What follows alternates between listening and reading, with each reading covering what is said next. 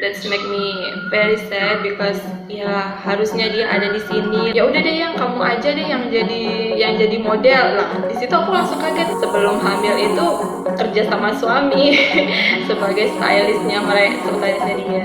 Sedang bekerja terus marah-marah, kamu bikin nggak bisa kan? Nggak begitu terpengaruh sama budaya-budaya dari luar. Mereka justru mempertahankan budaya mereka sendiri. Open your hands, stand in the light, watch it begin. We're gonna shine. You work as a stylist before you had a baby, and basically you work together with your husband under the same company. So you're a husband and wife team, and now you recently had a baby born last September, and she's six. It's a baby girl. Yeah, baby girl. Yes, a 6 months baby girl who's probably very active right now, and you're just enjoying motherhood at the moment. Yeah.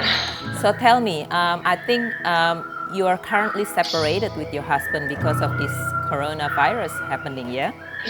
Yeah. Dan that's make me very sad because ya harusnya dia ada di sini, lihat pertumbuhan his baby. Setiap hari ada perubahan, ada yang baru, ada perkembangan yang signifikan dari anak kita. Terus dia nggak bisa lihat dan cuma bisa aku ceritain gitu, kayak anak kamu sekarang udah bisa gini loh, anak kamu sekarang udah bisa gitu loh. Terus ya setiap hari cuma bisa lihat video call. Terus si baby juga mungkin dia ngerasa kangen atau gimana sama dedinya. Terus kadang dia bilang ayah gitu, padahal kita ajarinnya no, itu bukan ayah, itu dedi. Iya, dia selalu bilang no, ayah, no, that's daddy, bukan ayah gitu. She can already udah speak. Mulai. Wow. Iya, That's very fast. For 6 months, yes. Iya, Yes. terus setiap pengen video call sama dedinya dia bilang ayah. Kalau enggak lagi pegang HP gitu, terus langsung pukul-pukul HP minta video call sama dedinya gitu. Terus ya itu bikin kayak ya ampun, kenapa dia harus tumbuh dengan kondisi yang seperti ini gitu, dengan virus yang ya merugikan banget lah kalau aku bilang. Terus so how long have you been separated? You have not seen your husband for how long? Maybe 3 months. Yeah. 3 months, I see. Yeah. So I guess this coronavirus is not just disadvantage us in monetary way, but also in emotional way, like yourself. Your baby, 6 months, half of her life she couldn't really see her daddy, so that's really sad, but that's okay, hang on there. Terus kita juga selalu kasih pengertian kan sama dia untungnya sedikit ngerti gitu, kayak bilang Dedi belum bisa pulang, Dedi harus kerja dulu, Dedi harus cari uang biar bisa beli susu, beli mainan. Kalau Dedi nggak kerja, Dedi nggak bisa beli gitu. Kita kadang bilang kayak gitu ke dia, ya untungnya dia ngerti. Terus ya untungnya dia tumbuh jadi anak yang ceria, nggak sedih, nggak apa gitu. Itu bersyukur banget. Yes. So basically, you have a very good baby, not really difficult to maintain. Yes. To make her understand itu nggak susah. I think in a way, you've been given this blessing to really help you through the difficult time, isn't it? It's a blessing. How new mother usually find it very difficult to attend to their babies because they keep it's hard to settle them eating well, drinking milk well, and sleeping well. So I think in a way God has granted you a really good baby. Makasih. Yes. So you were a stylist before, and before you had the baby, you worked together with your husband. Tell me a bit more, like how did you become a stylist? Okay. sebenarnya itu nggak pernah terpikir sebelumnya pengen jadi seorang stylist gitu. Kalau misalnya nggak karena kejadian waktu kita ke Jepang, suami ada kerja bikin campaign salah satu brand di Indonesia. Kita berangkat ke Jepang November 2018 kalau nggak salah. Iya 2018 kita ke Jepang, aku, suami dan salah satu teman. Terus begitu sampai di sana, semua model yang buat brand ini ready katanya. Terus begitu sampai sana, begitu hari H, ternyata modelnya satu nggak bisa, yang cewek. Nah, terus ya udah pusing kan suami pada saat itu, aduh siapa ya penggantinya siapa gitu, dan udah last time banget ini gitu. Terus ya udah deh yang kamu aja deh yang jadi model. Lah di situ aku langsung kaget kan, loh aku kan nggak punya pengalaman apa-apa, aku nggak punya nggak bawa baju, nggak punya pengalaman, terus nggak kamera banget gitu loh. Terus terakhir ya udah nggak apa-apa, coba aja gitu. Terakhir ya udah aku pakai baju seadanya, styling ala aku. Terus begitu bikin videonya, selesai diedit, nah kita kasih ke owner brandnya, ternyata suka orangnya. Terakhir ya udah deh yang kamu bantu aku aja stylingin. Kalau misalnya aku ada photoshoot, aku ada campaign, kamu bantuin aku bikinin mood boardnya kayak gimana, terus style buat modelnya kayak gimana, bajunya apa aja, kamu aja yang preparation gitu. Terakhir ya udah sampai sebelum hamil itu kerja sama suami sebagai stylistnya stylistnya dia. Okay, I'll do a bit of summary. So basically, after you were married in 2018, you went along with your husband to Japan for a photo shoot, but then suddenly one model is down, and then last minute panic, don't know who's gonna replace the model, and your husband suggested, what about you to become one of the model, and then you kind of like doing everything you can to style yourself and make yourself as ready as possible. And then actually when the result was given to the company, they were really happy, and that's how your husband suggested you, what about you become a stylist and help me with photo shoot, and then and that's how you work together. Yes. So how difficult it was. Husband and wife working together is not really easy, right? It's really hard. Yes. What was the challenges? Bagaimana challenge-nya? Challenge-nya itu gimana kita harus profesional di kantor gitu. Apalagi kan suami punya 3 karyawan dan kita harus benar-benar profesional. Kalau di kantor ya sebagai stylist dan videographer, kalau di rumah sebagai suami dan istri gitu. Challenge-nya itu susah sebenarnya.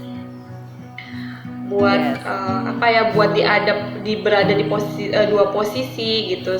Di sisi lain sebagai istri yang harus support, di sisi lain harus sebagai stylist yang juga karyawan gitu kan. Terus begitu ada pembagian gaji gitu, nah di situ kadang, loh kok kamu nggak kasih aku sih, loh kok kamu cuma kasih aku segini sih gitu. Kadang kita ribut hal-hal kayak gitu, kayak kok kamu cuma kasih aku gaji segini, kamu bisa bayar stylist yang lain lebih mahal dari aku, kok kamu cuma kasih segini. Jadi kayak ada sedikit nepotisme.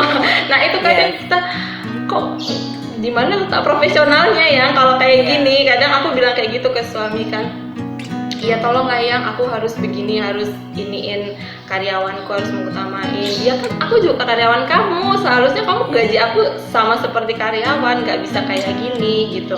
Ya aku istri kamu oke, tapi di sisi lain kan aku juga karyawan kamu, harus dong kamu juga bertindak profesional. Gitu, nggak boleh begini gitu. Ya challenge-nya di situ, di salary kadang. We actually have a question relating, somebody asked a question here relating to the topic that we just talked right now. Di sini questionnya is, any tips for working together with your spouse as a working partner? Can you see the Gimana ya, question jelas. now? Oh iya Can you iya. see the question now? Yes. Gimana ya, sebenarnya bingung juga. Bingung juga kasih tips. Yang penting kalau misalnya gini, kadang ya bekerja sebagai suami istri itu kadang nepotismenya tetap ada gitu. Jadi kayak lebih bilang kalau misalnya salah satu ada yang ya nepotisme sedikit, bilang nggak bisa dong, kita kan kerja as profesional, terus kamu aku menghargai kamu sebagai ownernya, kamu juga harus bisa menghargai aku sebagai karyawan. Apa hak aku sebagai karyawan ya harus sama dengan karyawan lain. Nggak bisa dong karyawan lain kamu perlakukan A, sedangkan aku mentang-mentang istri kamu perlakukan B. Nggak bisa, kita harus fair. Di kantor kita harus fair, di rumah oke. Tapi kalau sedang bekerja ya kita juga nggak bisa oh kamu istri aku misalnya kamu kepanasan, aku harus payungin kamu harus diistimewakan. Nggak bisa, kita harus sama, berlaku sama. Jadi kalau pas di lapangan semua kepanasan saya juga kepanasan, semua keringetan saya juga keringetan, semua capek gitu. Nggak bisa harus mentang-mentang istri kamu nggak usah gini, aku lindungin, aku nggak bisa. Kita harus berlaku sama. So basically, one tips of working together is to treat each other fairly, as if Iya. we are the same to other staff or colleagues, right? Not treated differently.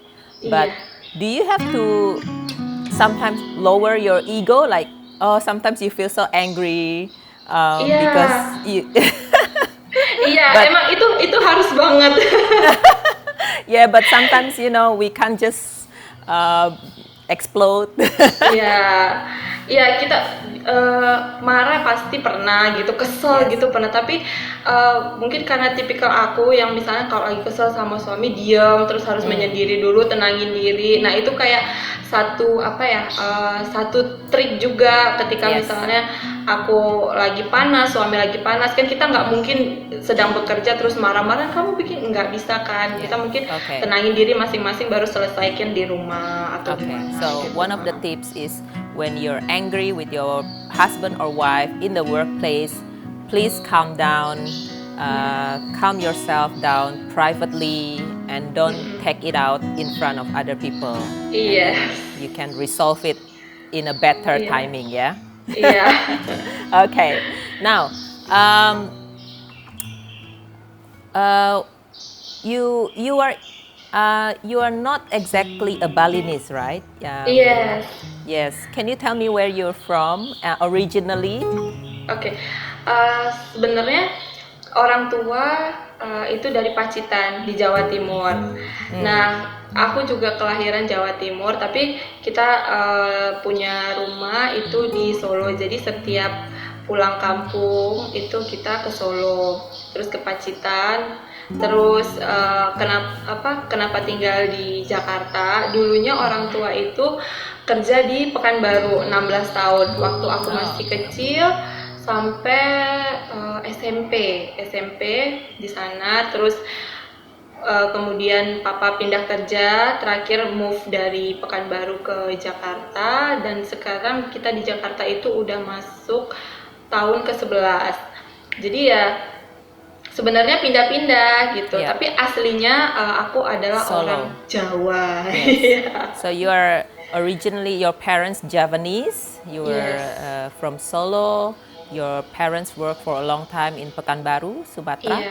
And then later settled in Jakarta. Yes. And so you've lived in different cities in Indonesia, right? What do you think about Bali? Why do you love Bali? I assume you love Bali. Iya. Pertama waktu pindah ke Bali itu setelah menikah, itu pindah ke Bali langsung. Terus